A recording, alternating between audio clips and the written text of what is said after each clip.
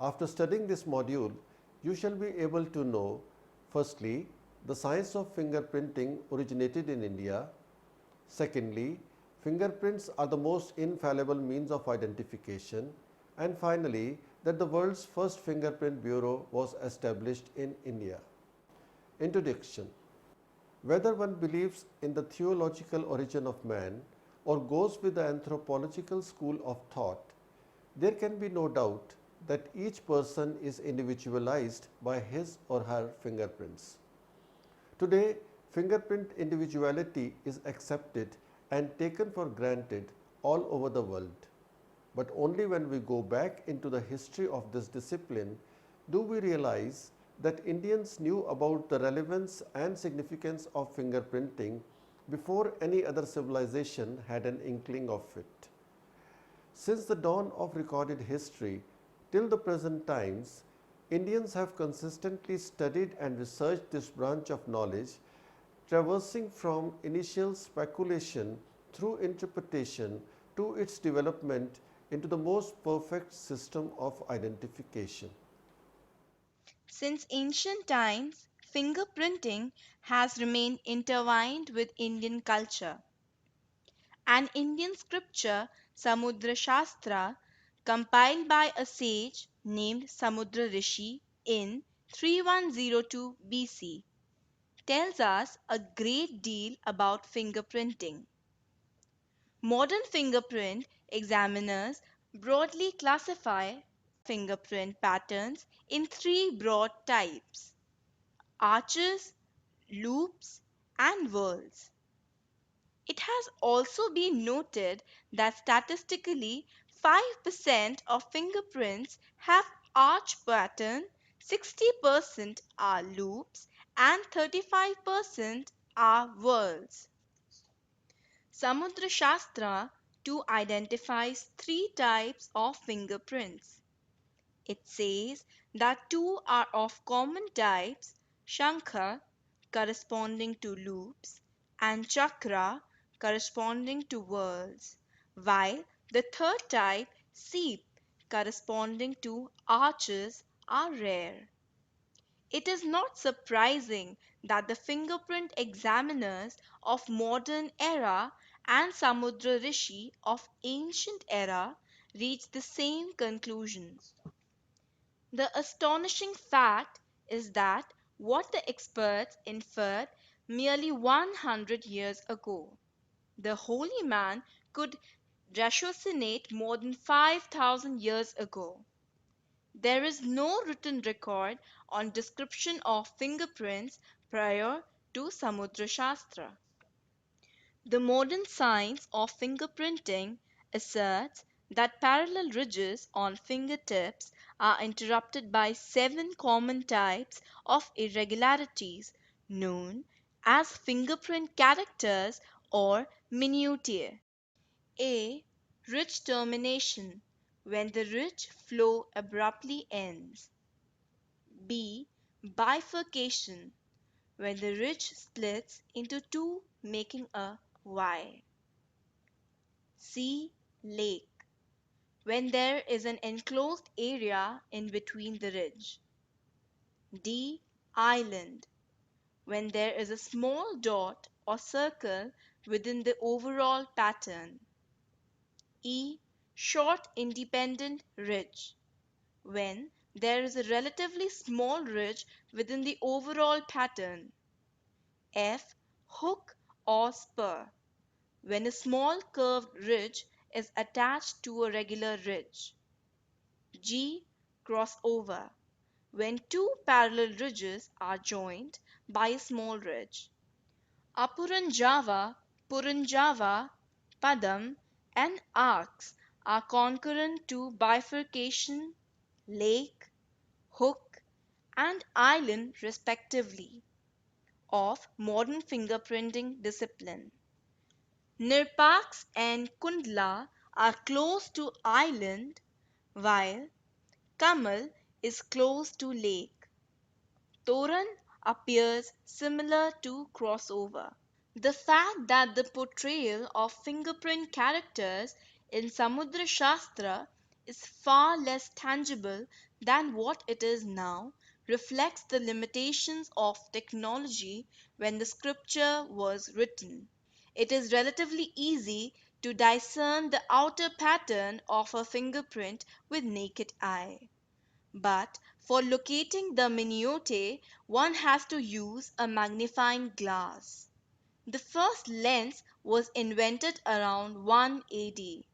How could Samudra Rishi and his disciples decipher the rich characters, some with perfection and others with blemish, without the aid of a magnifier is still a mystery.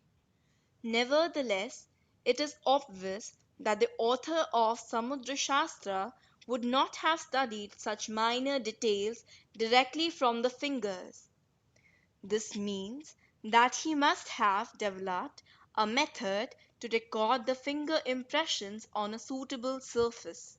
This also means that he would have designed a version of modern day stamp pad.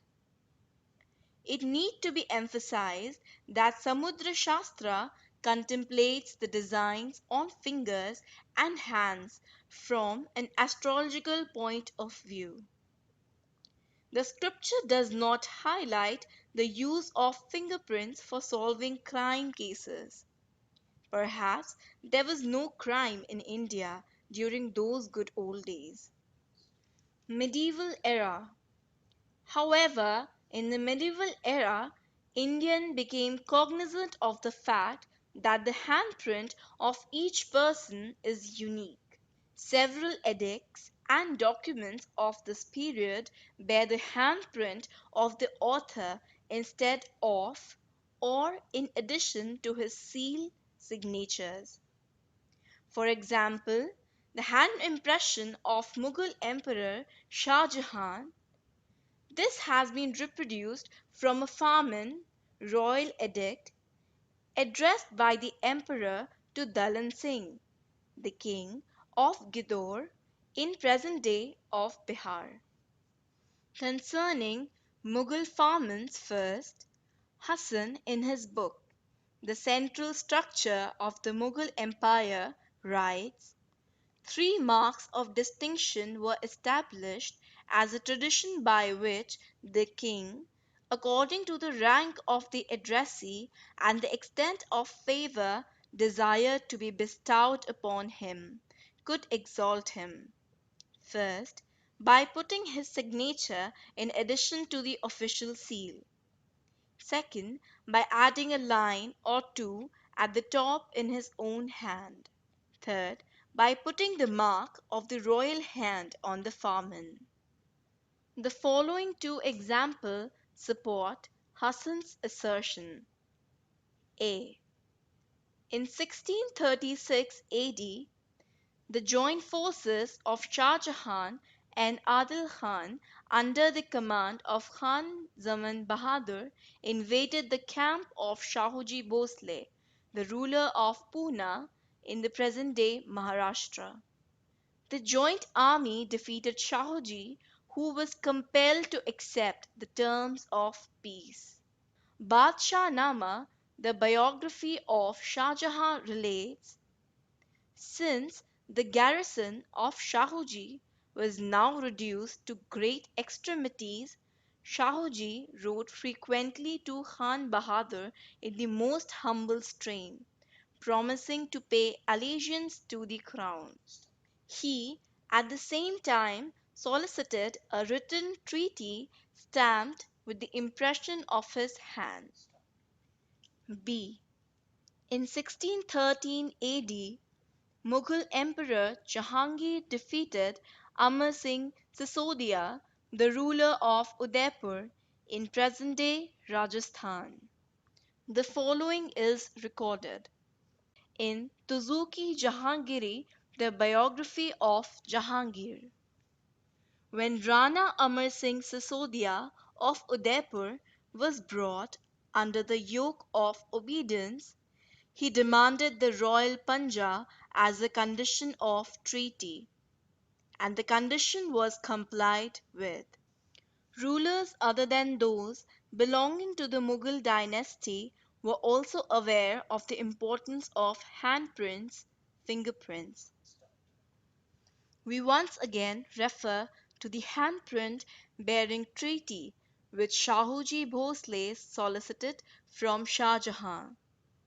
Normally, the victorious ruler dictates the conditions of the treaty. But here is a case where a king, who is at the receiving end, lays down the terms for peace. By asking for a hand printed document, Bhosle was trying to ensure that the covenant be respected by the descendants of the warring factions, clearly implying that the handprint was intended to be used as a mode of identification.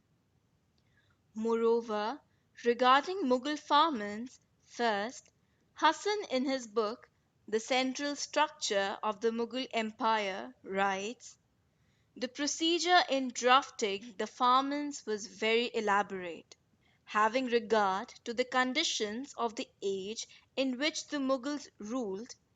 Every necessary precaution was taken to safeguard against frauds in this connection. The fact that handprint was duly safeguarded clearly indicates its utility as a means of identification. Modern era 1897, the world's first fingerprint bureau was set up in Calcutta, now Kolkata.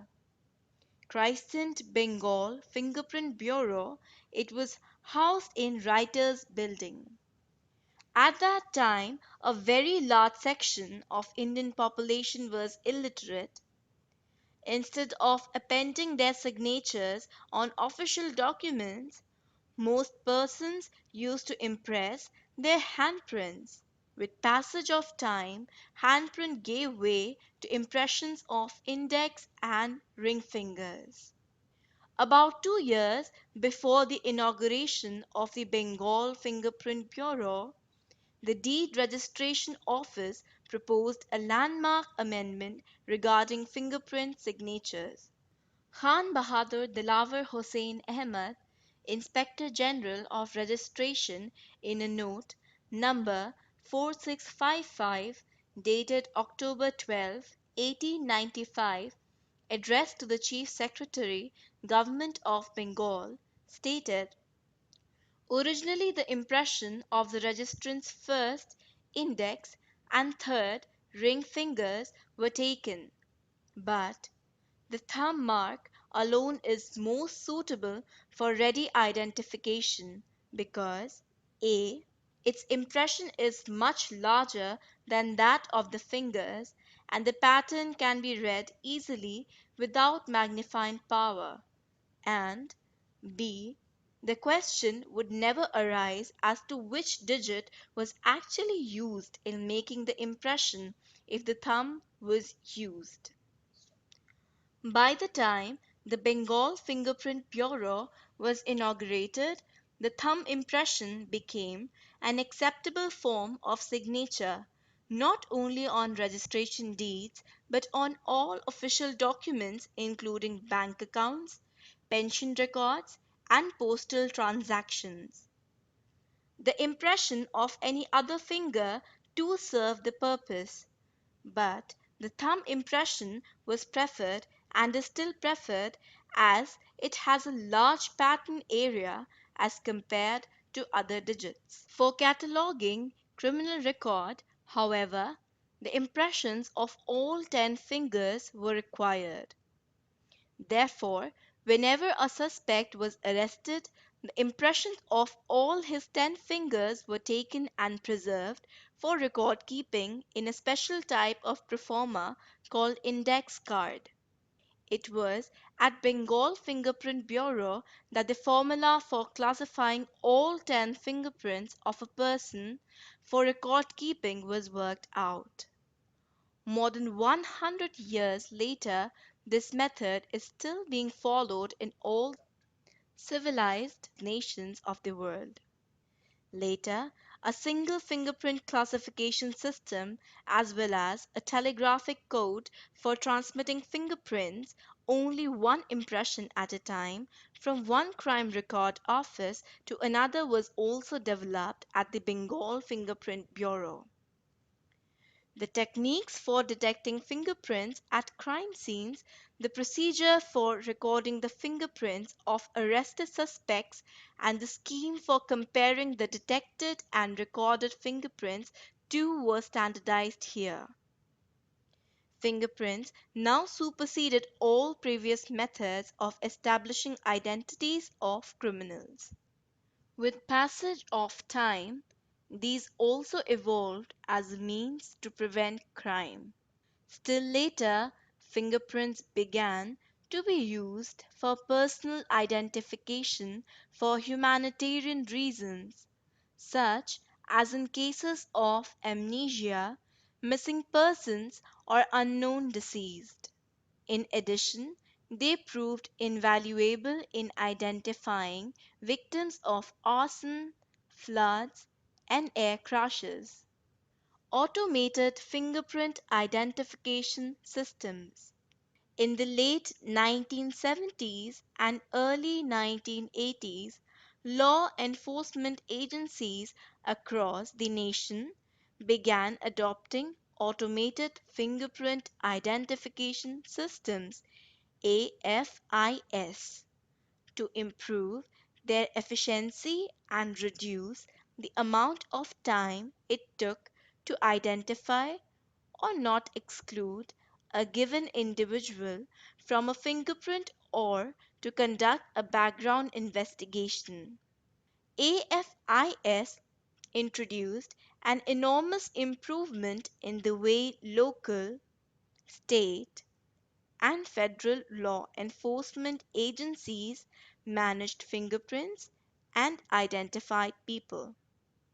Before the use of AFIS, the fingerprint identification process involved numerous clerks and fingerprint examiners sifting through thousands of tediously classified and catalogued paper fingerprint cards, while dealing with delays and challenges caused by the realities of exchanging information with other agencies by mail, fax, or other means. With AFIS, fingerprint examiners use computer workstation to mark the features of a scanned fingerprint image, example, ridge endings, bifurcations, encode the resulting data in a machine readable format, and then search for similar fingerprints in an associate database of known fingerprints and records. AFIS searches are fast and they often allow examiners to search across a larger pool of candidates. Although challenging cases can be time consuming depending on the size of the database being searched and the system's workload, AFIS often can return results to the examiner within minutes. Automated fingerprint identification is the process of automatically matching one or many unknown fingerprints against a database of known and unknown prints. Automated fingerprint identification systems are primarily used by law enforcement agencies for criminal identification initiatives, the most important of which include identifying a person suspected of committing a crime or linking a suspect to other unsolved crimes. Automated fingerprint verification is a closely related technique used in applications such as attendance and access control system. On a technical level, verification systems verify a claimed identity. A user might claim to be John by presenting his PIN or ID card, and verify his identity using his fingerprint, whereas identification systems determine identity based solely on fingerprints. With greater frequency in recent years, automated fingerprint identification systems have been used in large scale civil identification projects. The chief purpose of a civil fingerprint identification system is to prevent multiple enrollments in an electoral, welfare, driver licensing, or similar system. Another benefit of a civil fingerprint identification system is its use in background checks for job applicants for highly sensitive posts and educational personnel who have close contact with children. We now come to summary. India was the first country to realize that each person can be individualized by means of fingerprints. It is therefore not surprising that the oldest official documents bearing fingerprints and handprints are found in India. It was here that the world's first fingerprint bureau was established. It was here that the formula for classifying fingerprints was invented. And it's a matter of pride for every Indian that more than 100 years later, the classification system is still being used all over the world. It was here that the telegraphic code for and single digit classification of fingerprints were first developed and put into practice. This is not the conclusion of this particular model. We have to go further, and in future models we will tell you that it were the Indians who devised a fingerprint classification system. This system is named as the Henry's method of fingerprint classification. The purpose of this system is that if a person commits a crime at one place and then goes to another city to commit crime, his fingerprints can still be matched because they can be catalogued in a particular mathematical manner. This manner in which the fingerprints can be classified, as I said, is named as Henry's method of fingerprint classification. Henry, or to be more precise, Sir Edward Richard Henry, was Inspector General of Police in Bengal. He had two subordinates, Azizul Haq and Hemchandra Bose. Both of them were sub-inspectors. It is alleged, and the archive research also proves so, that the fingerprint classification system was actually devised by Haq and Bose. But since they were junior officers and since we were under English rule at that time, Henry took away the sheen and took away also the credit for this invention. There is sufficient proof to demonstrate that Haq and Bose were the actual inventors. We will talk about this in details because it was Bose who also devised the telegraphic system of transmitting the fingerprints from one bureau to another. Please appreciate, in those times there were no email or fax facilities, and therefore the fingerprints had to be transmitted telegraphically. It was not humanly possible to send all 10 fingerprints of a person. So Bose also devised a system of classification based on a single fingerprint impression. These things were unknown to Henry, and when the system was taken to him, he shrewdly gave his name. It is now high time that the colonial clouds have dispersed and we give credit to the original inventors, that is Azizul Haq and Hemchandra Bose. We are trying to propagate that the fingerprint classification system should be renamed. Rather than being called Henry's system of fingerprint classification, it should now be named as Henry, Haq and Bose system of fingerprint classification.